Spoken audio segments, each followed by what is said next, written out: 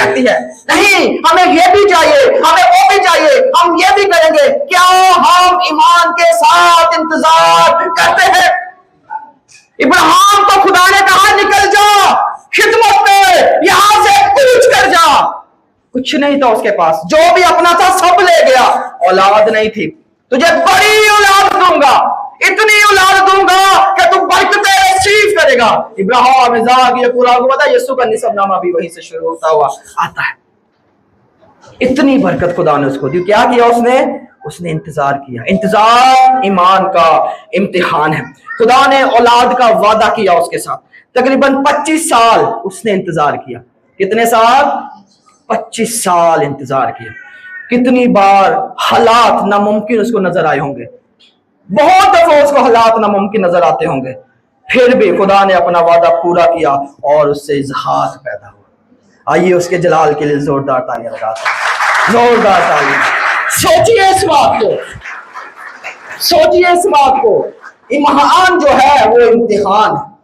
ईमान क्या है? हमारा इम्तिहान है। और जब हम इंतजार ईमान का जो है वो सबसे बड़ा इम्तिहान है। जब हम इसको पार कर जाते हैं, हमारा खुदा हमें बड़ी बड़ी बरकतें देता है।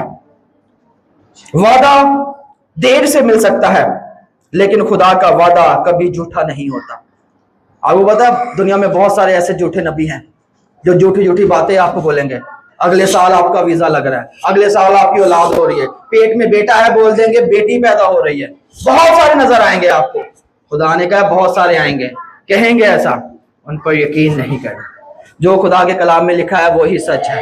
हर एक बात में खुदा की शुक्रगुजारी करनी है और उसके नाम को इज्जत और जलाल देते रहना है। लोगों की बातों के पीछे लगेंगे तो हम लोगों को फॉलो करेंगे। मलाउन है वो शख्स जिसका तवक्कुल किस पर है?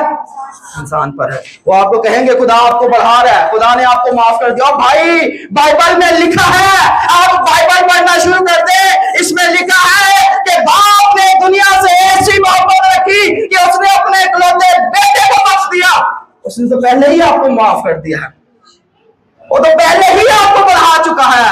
आपको खुदा की तरफ आने की जरूरत है। हमें ऐसे लोगों से भी बचना है। वो आपको डराएंगे, मैं ये रूह देख रहा हूं, मैं वो रूह देख रहा हूं, मैं इसको इधर देख रहा हूं, मैं उसको उधर देख रहा हूं। डरना नहीं, खुदा के कलाम पर ईमान रखना है। हमेशा इंतजार करना है खुदा के वादे का, इंतजार करना है उस बात का जो खुदा ने हमसे कही है। तीसरा पॉइंट वक्त को मद्देनजर रखते हुए, इंतजार के दौरान खुदा हमें तैयार करता है। क्या करता है? तैयार करता है। पहला पॉइंट था खुदा का वक्त हमेशा बेहतरीन होता है। दूसरा पॉइंट इंतजार ईमान का इम्तिहान है। और तीसरा पॉइंट है कि इंतजार के दौरान खुदा हमें तैयार करता है। आपको पता है मैसेज मैंने कब तैयार किया? 2 घंटे या 1.5 घंटा पहले। पूरा हफ्ता इतना मसरूफ, संडे कहीं इबादत पे जा रहा हूँ, मंडे कहीं जा रहा हूँ, ट्यूसडे फाइल जा रहा हूँ, वेडनेसडे ब्लॉक 3, थर्सडे अपना ब्लॉक 10, फ्राइडे को आज कलाम। और रात में एक फैमिली भी हमारे घर में स्टे किया, बहुत सारी मसरूफियात थी।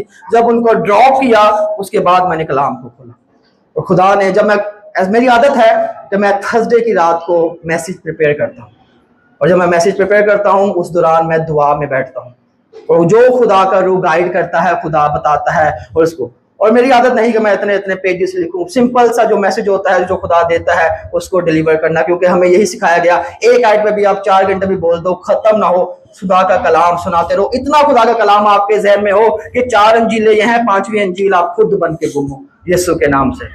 जब हम खुदा के कलाम को पढ़ते, समझते, उस पर अमल करते हैं तो खुदा अपने भेद खोलता है। इंतजार के दौरान खुदा हमें तैयार करता है। खुदा सिर्फ हमें मंजिल की फिक्र नहीं कराता बल्कि हमारे किरदार को भी बनाता है। जब हम खुदा के साथ वफादारी के साथ चलते हैं खुदा हमारे किरदार को बनाता है। हमने यूसुफ का हवाला देखा, खुदा ने यूसुफ के किरदार को चेंज कर दिया। बच्चा था, बच्चे से जवान हुआ और उसके किरदार को ऐसा चेंज किया, उसको ऐसी हिकमत दी, उसको ऐसी तवानाई दी, उसको ऐसी खूबसूरती दी कि वो जहां भी जाता लोग उसको पसंद करते।